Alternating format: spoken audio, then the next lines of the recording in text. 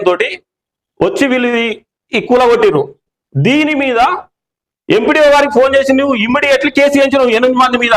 ఇప్పటికీ ఈ కేసులు అయిపోలే, కేసులకు తిరుగుతారు. అది నీ పుణ్యమాట. బద్దిపేట కృష్ణారెడ్డి అనే వ్యక్తి పుణ్యమాట.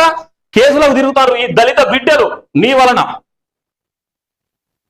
నరసాపల్లి గ్రామ పంచాయతీ, ఇది గ్రామ పంచాయతీ దగ్గర ధర్నా చేసిర్రు.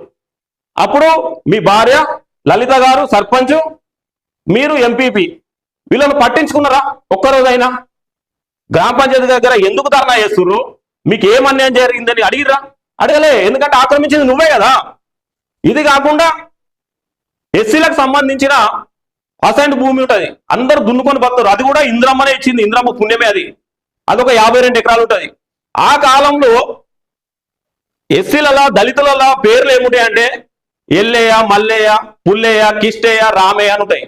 తండ్రుల పేరు అవే, తల్లుల